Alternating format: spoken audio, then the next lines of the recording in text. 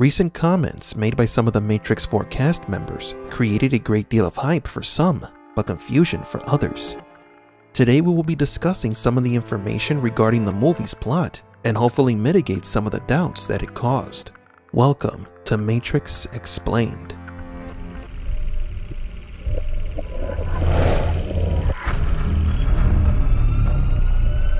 Welcome to the desert of the real. We would like to announce our new giveaway. Many of you really wanted a copy of the Matrix Comics 20th Anniversary Collection, so we will be once again giving away a free copy of this graphic novel with a poster of the original 1999 Matrix film. For your chance to win, subscribe to this channel, leave a like on this video, and leave in the comment section below which character would you like to see return in Matrix 4 and why. The winner will be announced on October 10th. In a BBC interview, Keanu Reeves shared some plot details of Matrix 4. In this interview, he mentions that the movie will not be a prequel and that time travel is out of the question. So is this gonna take us before the first one? Is it a prequel? Is it a No going nothing like that? Okay. No.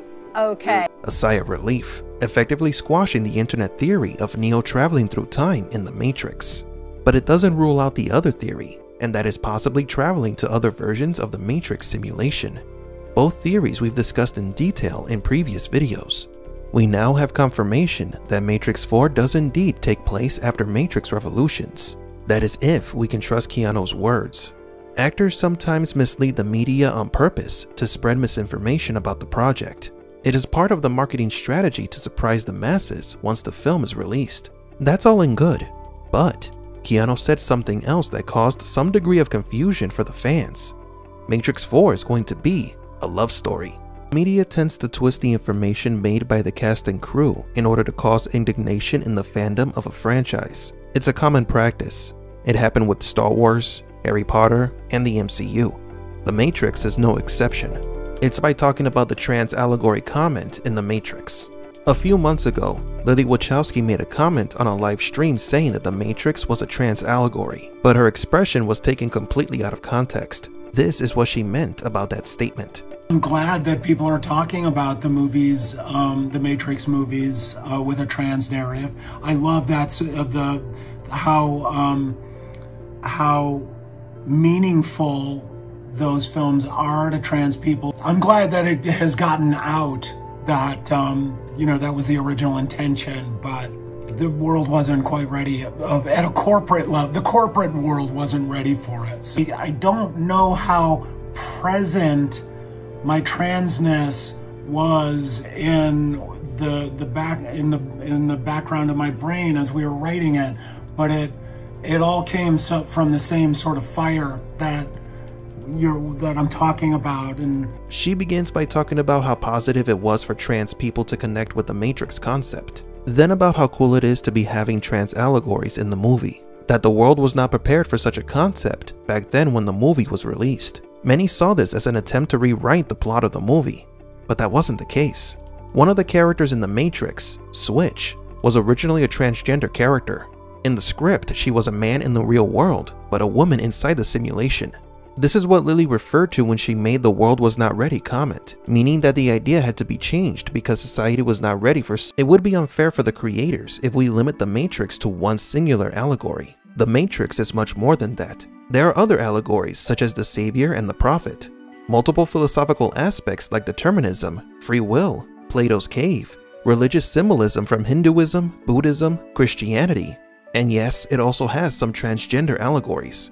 What if Lily said instead that it was cool to have Buddhism allegories in the movie? Does that automatically mean that the Matrix is centered around that specific belief? Thinking that way is a gross oversimplification, just to create controversy. Now it makes sense why the Wachowskis avoid doing interviews. It's easy to take what they say and put it out of context. Now for the next misinterpretation, Keanu's interview. Similar to Lily, Keanu's expressions were also taken out of context when he mentioned that The Matrix 4 would be a love story. Some people even went as far as to combine Keanu's words with Lily's and state that The Matrix 4 will be entirely different from the original Matrix trilogy, in a sense that it's going to be more about romance than action. Matrix fans don't need an explanation on why this is completely false.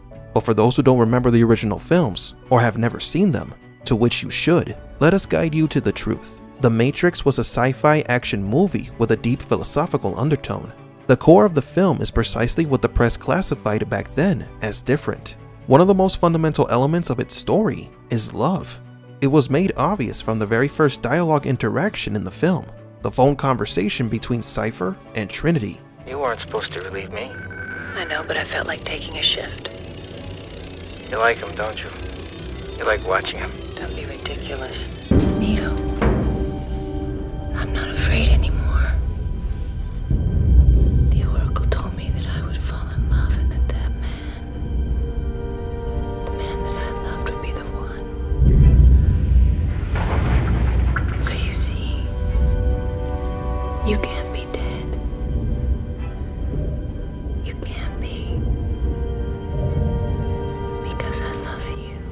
It was that love that brought Neo back from the dead, what led Neo to choose Trinity over humanity. There are two doors. The door to your right leads to the source and the salvation of Zion. The door to your left leads back to the Matrix, to her and to the end of your species. Sati's parents were forced to hide her inside the Matrix to save her, because they loved her. I love my daughter very much. I find her to be the most beautiful thing I have ever seen. You do not understand. I just have never Heard a program speak of love. It is a human emotion. No, it is a word. What matters is the connection the word implies. Love being an emotion that Agent Smith could never understand. Only a human mind could invent something as insipid as love. To imply that The Matrix is not and never was a movie about love is incorrect. Anyone who believes that is either ignorant or has completely forgotten Neo's most important, and some of the programs inside The Matrix began to feel this emotion in the original trilogy. We live in a society that is divided, where controversy generates views and interactions, while unfairly attacking each other. We understand that many of you are worried about the Matrix universe being affected by this divisive attitude, but try not to fall for these misinterpretations, because many of those who spread it do it with bad intentions, and use it as a tool to create controversy where there isn't any. It's perfectly fine to criticize something, but first maybe make sure that the facts are on your side. Already I can see the chain reaction. The chemical precursors that signal the onset of an emotion, designed specifically to overwhelm logic and reason. An emotion that is already blinding you from the simple and obvious truth. Now, to end this video on a positive note, here's a clip of Yahya Abdul-Mateen's interview where he talks about what he felt when he read the script of Matrix 4. And we will see you in tomorrow's video. My reaction to the script, wow, people are really gonna like this. You know, I said, wow, I like this, people are really gonna like this. It's different and it's the same, at the same time. For Matrix Explained, please leave a like and subscribe. And thank you for visiting the Desert of the Real.